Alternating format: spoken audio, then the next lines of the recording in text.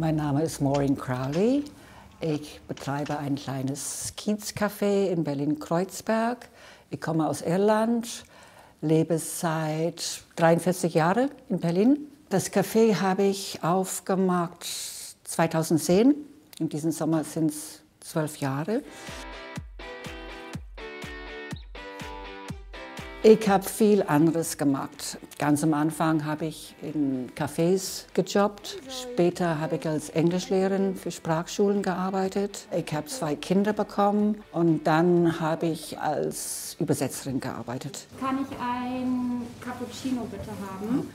Die Sprache habe ich Learning by Doing gemacht. Später habe ich auch eine Sprachschule besucht, um die Grammatik ein bisschen zu verbessern. Und dann ist die Familie groß geworden, selbstständig geworden und ich wollte was anderes machen. Okay. Magst du Hafer oder Kuh? Kuh. Ich nehme ein Latte Macchiato bitte. Und dann dachte ich mir, soll ich das Risiko eingehen, mich selbstständig machen? Ich meine, das ist ein großes Risiko, ich habe das gemacht und 12 Jahre später bin ich noch da.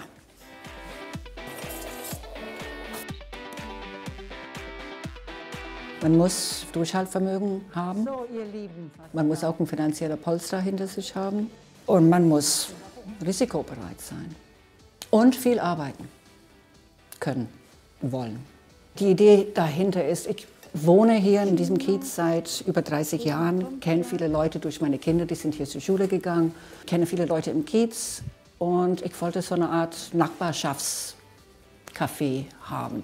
Ich biete gutes Essen an, vegetarisches Essen, sehr günstig. Und ich wollte auch, was mir auch, denke ich, gelungen ist, eine Art Netzwerk aufbauen. Man hilft, wenn man eine Wohnung sucht oder einen Babysitter sucht oder vielleicht einen Job sucht oder meinetwegen Werkzeug auszuleihen.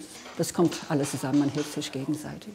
Bei meinem Konzept, das ist sehr, sehr wichtig, offene Ohren zu haben, Interesse zu haben und ich gebe viel, aber ich bekomme auch sehr viel zurück.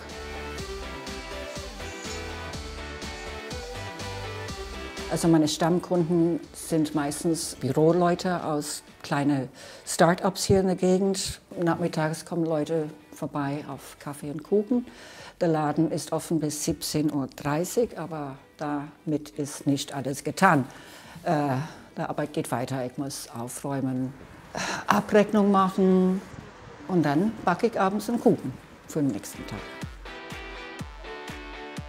Im Sommer habe ich vor, Musikveranstaltungen zu machen. Das hatte ich letztes Jahr gemacht, einmal die Woche. Befreundete Musiker haben hier draußen vor dem Laden gespielt und das hat sehr viele Leute angezogen und hat eine super Atmosphäre gehabt. Und sobald es warm genug ist, dann machen wir das wieder einmal die Woche. Also ich bin 1979 hierher gekommen. Und fühle mich auch sehr wohl in Berlin, muss ich sagen.